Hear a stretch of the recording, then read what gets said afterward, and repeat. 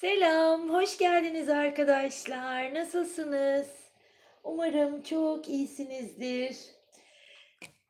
Ben siz nasıl hayat geçiyor diye soracağız onlara arkadaşlar. Bakalım sizsiz bir hayat nasıl anlatacak? Sizin olmadığınız bir hayatı bize nasıl özetleyecek? Ona bakacağız arkadaşlar. Umarım konuyu beğenmişsinizdir ve lütfen sizler de dinlerken şu an sorun ona. "Bensiz hayat nasıl?" diye sorun ve o enerjiler, buraya aksın ve ben sizlere anlatabileyim. Lütfen gözlerinizi kapatın ve ona "Bensiz hayat nasıl?" diye sorun arkadaşlar. Evet, zamansız zamana niyetimi alıyorum ve hepinizin en yüksek hayrınıza olmasını ve sizlere en gerçek, en doğru bilgiyi aktarmaya niyet ediyorum arkadaşlar ve hızlı bir şekilde açılımımıza başlayalım. Hangi kartlar? Evet.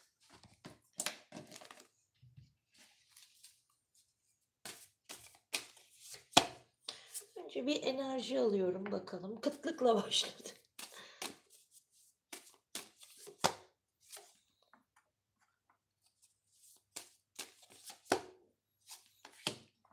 Şöyle alalım.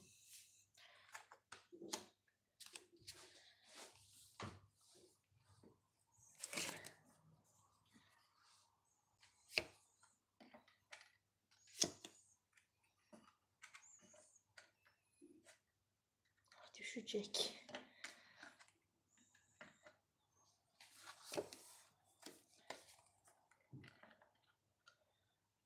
Fox. Aslan, tilki, ormanla başladık. Oo, kafatası.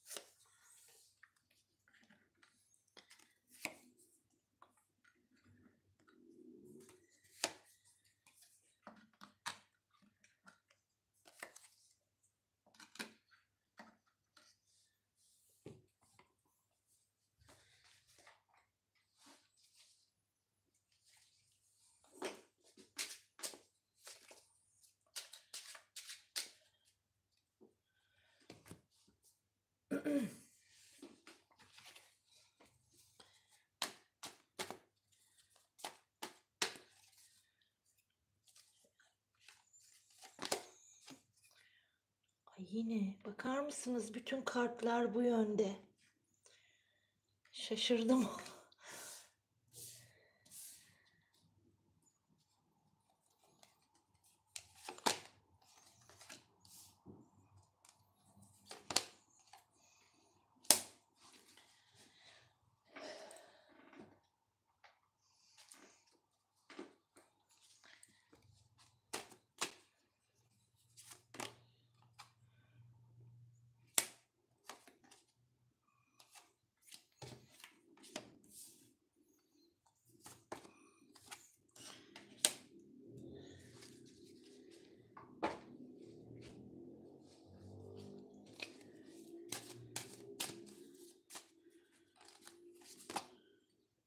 Ay, bu kadar olamaz. Yine bakın gelen karta.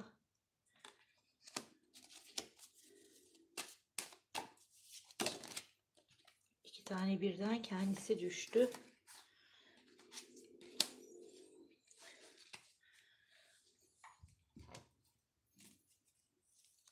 Ve son olarak iki tane daha alalım.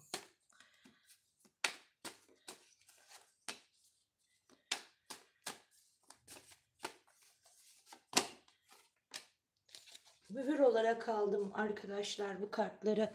Son 3 kart mühür olarak, yani hayatında sizsiz durumların nasıl olduğunu anlayabilmemiz için boşluk, şeytan ve ay. En son yorumlayacağız.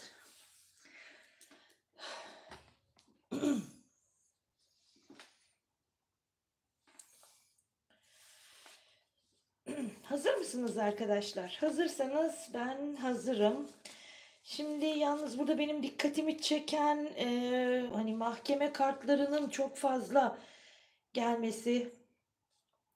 Mahşer kartı peş peşe 3, yukarıda da arkadaşlar bunun sonuçlarını gösteren bir kart var. 4 tane mahkeme kartı, mahşer kartı geldi. Yani enteresan şeyler oluyor. Peki ben bir soru daha sormak istiyorum. Şimdi ben burada ne anlatmak istediğini anladım. O nedenle de sizinle ilgili bakayım, siz nerede ne hata yaptınız. Onunla ilgili kart alacağım. Şimdiden alayım, sonra. Bu sizin için, tamam mı? Siz nerede hata yaptınız, ne yaptınız? Onu yanıtını alacağım oradan.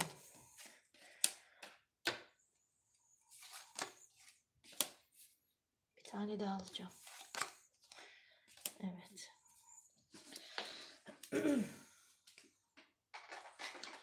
Evet. Şimdi tamam. Şimdi hazırım. Şimdi diyoruz ki bensiz hayat nasıl? Düşünceler dağınık diye geldi arkadaşlar. Düşüncelerim darmadağınık ve belirsiz diyor. Sanki kocaman karanlık bir orman yolumu kapatıyor. Buradan çıkmak için bir yol bulamıyorum. Nasıl ilerleyeceğimi bilemiyorum.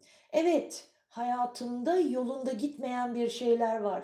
Ben bu sorunu veya durumu derinlemesine düşünmek ve bir çözüm planlamak yerine onu karma karışık hale getirdiğimi biliyorum. Tereddütlerimin üstesinden gelmeliyim ve kararsızlığımın sonuçlarıyla yüzleşme zamanının geldiğini de biliyorum. Evet, artık harekete geçme zamanı. Tıpkı bu hayvanların kralı olan vahşi bir aslan gibi kararlı bir şekilde ilerlemeliyim. Yoluma çıkan engellere karşı savaşıyorum diyor. Şu anda her şeyi gözlemliyorum. Her şeyi, herkesi ve hatta seni dahi gözlemliyorum. Ve bir tilki kurnazlığında hareket ediyorum. Ne zaman ne yapacağımı kimse anlamıyor. Arkadaşlar, tilki mitolojide zekayı ve kamuflaj yeteneğini simgeler. Anlatabildim mi? Yani bu şekilde hareket ettiğini, bir tilki edasında hareket ettiğini söylüyor bize. Yani şamanizmde ise tilki bilgi taşıyıcı, rehber hayvan olarak yorumlanır. Ve devam edelim. E, Fakat diyor, benim açığa çıkarmak istemediğim sırlarım var. Bu nedenle dikkatli olmalıyım. Bu sırlarımın açığa çıkmasını istemiyorum. Açığa çıkan sırlar bana zarar verebilir. Biliyor musun, ben ne olursa olsun hep doğru yolda olduğumu düşündüm. Hedefimi belirledim ve o hedefe doğru ilerledim. Hayatımda sorunlar meydana gelince de ben bu sorunları umursamadım. Evet, umursamadım. Çünkü ne yaparsam yapayım her zaman kendimi haklı buldum. Her şeye ve herkese karşı duyarsız ve kayıtsız kaldım. Ve kartın da dediği gibi durumu dengede tutmak ustaca çözümlemeyi gerektirir. İngilizce bilen arkadaşlarım okuyabilir. Hedefimi belirledim ve o hedefe doğru ilerledim. Evet, ama ben hayatımda dengeyi sağlayamadım. Yani bir çekirge kadar bile olamadım. Ah. Çekirgeye bakın, ağırlığından çok zayıf olan bir çimenin üstünde ne kadar da ustalıkla duruyor. Merak etme. Profesyonel bir yardıma ihtiyacım olduğunu da biliyorum. Benim tek istediğim ve hala bunu istiyorum, mutlu, kaygısız zamanlar geçirmek. Mutlu olmak. Tek istediğim bu. Sen benim şimdi Gökyüzümün bembeyaz olduğunu düşünebilirsin. Ama karta bak ne diyor?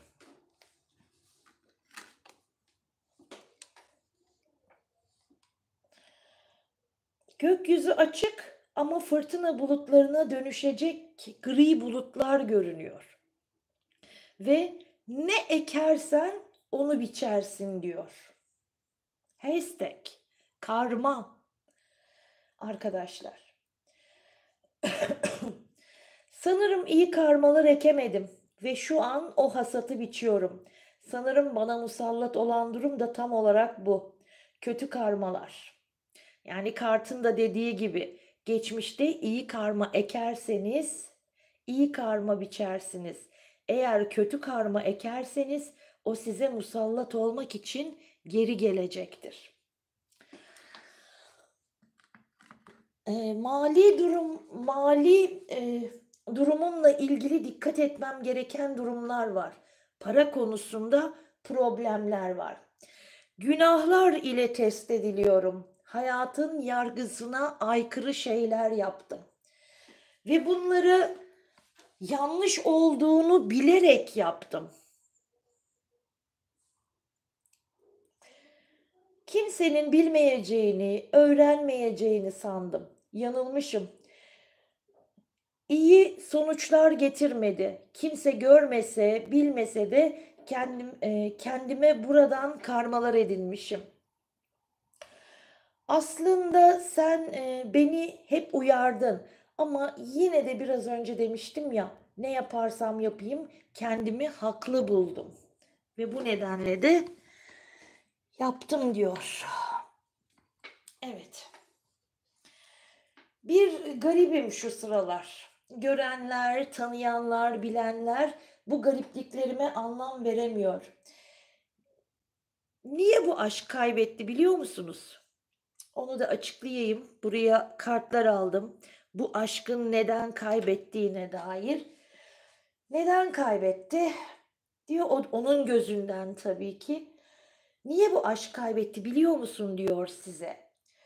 Aslında senin doğrusunu yaptığın ama benim bu doğruları anlayamamamdan kaynaklanıyor.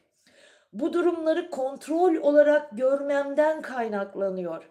Sen sevgini belli ettiğin için, haklı da olsan özür dilediğin için, o mesaj atar da geç cevap verebilirim diye, o arar da duymam diye telefonun sesini açtığın için, kendi gururunu hiçe saydığın için ve şimdi diyor sizin için unutulmaz bir hatırasın. Aslında ben seni şimdi anlıyorum. Senin değerini şimdi anlıyorum. Hatalarımı biliyorum, yanlışın farkındayım, yanlışlarımın farkındayım. Senden özür dileyecek yüzüm yok. Nasıl yüzüm olsun ki? Sürekli değersizleştirdim ben seni. Sürekli ikinci plana koydum. Ama biliyor musun? Çekiniyordum da senden, diyor. Devam edelim. Enerjisel olarak da baktığımızda gördüğümüz gibi kıtlık enerjisinde, sıkıntılı, cefa enerjisinde verdi arkadaşlar. Yani pardon, sıkıntılı bir enerji de veriyor.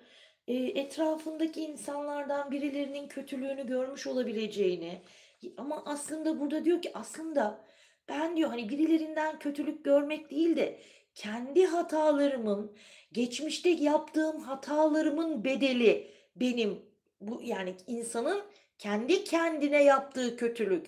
Aslında en büyük kötülüğü ben kendime yapmışım ve şimdi bunun cefasını çekiyorum ve gidilebilecek son noktaya geldiğinden bahsediyor ve o mahşer gününün geldiğinden bahsediyor. Evet, burada bir mahşer günü söz konusu. Haklı ve haksızın gün yüzüne çıktığı arkadaşlar. Yani ceza ve ödülün dağıtılacağı günlerden geçtiğinden bahsediyor. Mahşer diyor. Mahkeme arkadaşlar. Ya çok enteresan sürekli Yani bir döngüsünü belli etmesi, kartların da bu döngüyü belli etmesi sizce de çok enteresan değil mi? Yani bir kıyametin habercisi arkadaşlar burada veriliyor. Yani bir zaten üstteki kartlarda da karmasından bahsetti bize. Karmaların başladığını gördük arkadaşlar. Yani burada bir döngünün içerisinde verdi aklınızdaki kişiyi. Ama haklı ve haksızın ortaya çıkacağı durumlar ve günlerin başladığını da söyledi. Söylüyor yani. Bundan kaçış yok. Yapacak bir şey de yok. Yani ne ekersen onu biçersin diye boşuna söylememişler değil mi? Evet, yani siz de kartları fark ettiyseniz yani bir mahkeme kartı her tarafta e, dolanıyor. Bir uyanıştan söz ediyor. Burada ilahi adaletten bahsediyor arkadaşlar. Bir yargıdan bahsediyor. Bakar mısınız şu kartlara?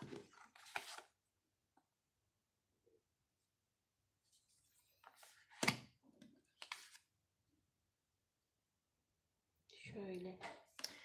Ve tabii zaten burada hashtag'le de her şeyi anlattı aslında. Bir uyanış söz konusu. Duygusal hayatında büyük değişimler olduğundan bahsediyor. Evet, orada önemli etkiler oluyor ve onun değişimine etki edecek etkilerden bahsediyor. Bu kişi bu arada aşkı bulmak istemiş olabilir. Aşkı bulmak istediği için bir arayış içerisinde de olabilir ama yok, bulamamış arkadaşlar. Ama çok büyük karmalar edilmiş, karmik bir sürecin içinde olduğunu görüyoruz ve bunun bedeli sanırım onun için biraz ağır oluyor. Çünkü cefa enerjisiyle başladı ki burada zaten diyor yani birisinin kötülüğünü görmektense yani kişinin kendisine yaptığı kötülüklerden bahsediyor. O nedir? Geçmişte yaptığı hatalar, aldığı ahlar, haklar neyse bunların bedelini ödediği bir dönemde olduğunu, bunların ödendiği günlerden geçtiğinden bahsediyor. Evet, sıkıntılı günler onun için. Evet, bir sayfanın kapanması söz konusu diyor. Çünkü burada arkadaşlar benim gördüğüm burada aşkla ilgili bir takım karmalar yaşatılmış olabilir, yaşamış olabilir. Ama bu inanın sadece size karşı değil, bu kişinin arkasında bıraktığı artık yani birden fazla kişi olabilir ve bunlarla ilgili büyük karmaların söz konusu olduğunu söylüyor. Sizsiz mutlu mu? Sizsiz mutlu değil. Sizsiz hayatında mutlu mu? Değil arkadaşlar. Kişi zaten mutlu olabilecek bir durumu yok. Neden yok? Bir takım karmik durumların içerisinde olduğunu, enerjisinin zaten çok düşük olduğunu görüyoruz. Aynı zamanda da hani bir şeyleri hep başarmak isterken tam tersi enerjisini ne yapmış? Sarı bulutlar geldi oraya görüyorsunuz. Sarı bulutlarla enerjisinin ne kadar artık hani böyle sarardığını anlamış oluyoruz. Yani hastalıklı durumlardan bahseder arkadaşlar. Hastalıklı enerjilerden bahseder. Bunun sebebi de şudur ki der hilekarlık konusuna değinir. Dürüst olmayan, yolunda gitmeyen ama bunun tabii pimini kim çekmiş? Kendisi çekmiş sevgili arkadaşlar. Yani kendi yaptıkları burada zaten diyor yani yaptığı kötülüğün sonuçlarıyla yüzleşme aslında bu açılımın adı o olmalıymış. Yani kişinin kendi yaptığı kötülüklerin karşılığını alması ya da ilahi adalet açılımı olabilirmiş bunun adı.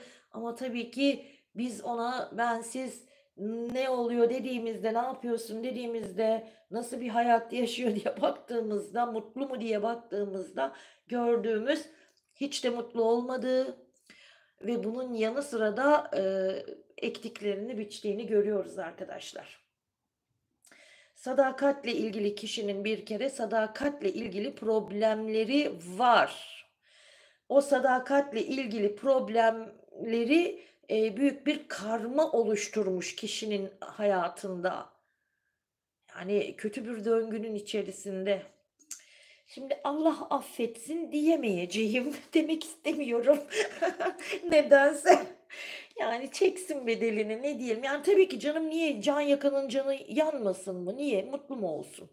Yansın. Öyle değil mi? Bir de şey diyor, yani hiçbir yere kendimi ait hissedemiyorum dediği bir enerji var şu an olduğu yerde.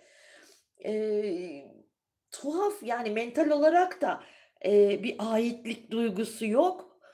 Çok enteresan. Yani bir eksiklik, aynı zamanda fiziksel olarak da o aitlik duygusunu yaşayamıyor. Büyük bir eksiklik olarak veriyor. Ama, kişi dört nala koşturmuş arkadaşlar. Neyse, yorum yapmayacağım. Yorum yapınca, yani farklı şeyler söyleyebiliyorum. Yapmayacağım, tutacağım kendimi. Ama işte ilahi adalet, ne diyelim? Yani biz sustuk, yerine teslim ettik, değil mi? Evet. Yani ve hatta burada ne diyor biliyor musunuz? Diyor ki, "Sesleri duydun." diyor, "Geliyor gelmekte olan o beklediğin artık neyse." Yani her türlü sıkıntının ve belanın zaten üstüne doğru koştuğunu, çünkü önündeki kartlara bakın. Önce sessizlik, önce bir aşk veriyor. Bakın, aşk ya da evlilik ya da bir ilişki, tamam mı? Yani böyle bir durumun içerisine girmiş olabilir, onu veriyor ama bunu yaparken de, bu duruma giderken de kafa karışıklığıyla uzaklaşmış. Ondan sonra 2 kere sessizlik attı ama nasıl atıyor sessizliği? Böyle, hani, yüksek bir sessizlik. O kişinin içinde öyle büyük bir sessizlik oluyor ki, ama, neden? Büyük sırlar var etrafında. Yaptığı o kadar çok sır var ki. Hani, bir şeyleri hep saklıyor, gizlemiş. Yani kendi bile söylediği yalanlara inanan insanlar vardır ya, işte öyle. Ama arkasından ne diyor? "Ne olursa olsun." diyor, yaşanılacak durumlar, sıkıntılar, o sıkıntılardan bahsediyor ama çözümlemenin ne olduğunu aslında içinde biliyorsun, özünde biliyorsun diyor, ama zaten yukarıda ne demişti? "Destek almam gerektiğini biliyorum." demişti, değil mi? Aşağıda da kartlar aslında içinde ve özünde ne istediğini biliyorsun diyor. Dört nala gidiyorsun ama diyor, yani güzergahın belli değil, hedefin doğru yönü seçememiş olabilirsin diyor. Yani burada çok şey var. Yani yaşanılacak olan gelişmelerin, ona ne kadar yakın olduğundan bahsediyor. Artık seslerin, ona doğru geldiğinden bahsediyor. "İyi dinle." diyor bu sesleri. Artık çok yakın. Yani artık seni bulmak üzere. Yukarıdaki karma kartı ne demişti? "Kötü karma olarak sana musallat olur." dedi, değil mi? Evet, artık yani onu bulmak üzere olduğunu söylüyor ki zaten burada enerjisi bitik bunun. Düşmüş yani. Evet. Yani adalet, ilahi adalet devrede arkadaşlar. Bir de mühür olarak attığım kartları gördünüz mü? Boşluk, şeytan, ay. Bensiz nasılsın? Nasılmış görün. Ay, gülüyorum, özür dilerim. Ama öyle, bakar mısınız? Bensiz nasılsın? Bir mühür atayım dedim. Bakalım, oraya bir mühürleyelim. Nasılmış? Duruma bak. Boşluk. Yani karanlıklardayım diyor. Umutsuzum, karanlıklardayım, ama tabii ki burada bir takım siyah enerjilerin etkisi olduğunu, hani, onları yaşadığından da bahsediyor. Bu kişi üzerine bir takım siyah çalışmalar yapılmış arkadaşlar. Yani bir kötülük yapılmış, ama şu anda, işte, sıkıntı içerisinde, karanlıklar içerisinde veriyor bu kişiyi.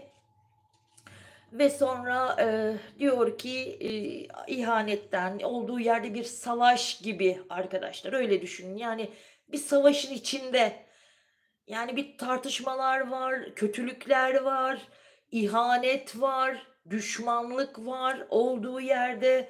Yani nasıl? Bunlar var. Hiç, yani bilmiyorum ama hiç güzel şeyler yok. Onun yerinde kimse olmak istemez ki. Ay kartı da gizli düşmanları anlatır bir de. Yani etrafında, hani, gizli düşmanları da var.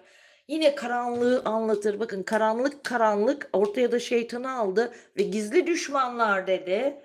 Hata yaptığını ama kişinin kendi hatalarını da anlatıyor aynı zamanda. Yani hata yapmış, bir sessizliğe bürünmüş arkadaşlar. Bir takım olaylar olmuş.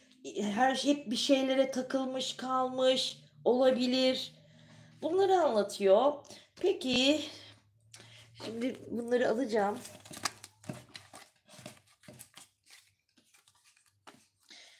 Bir de şu kartlardan da alalım.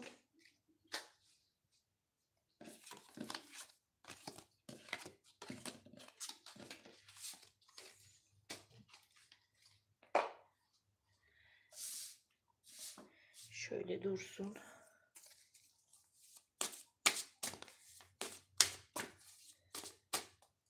Ay, alamadım. Ayrı olsak da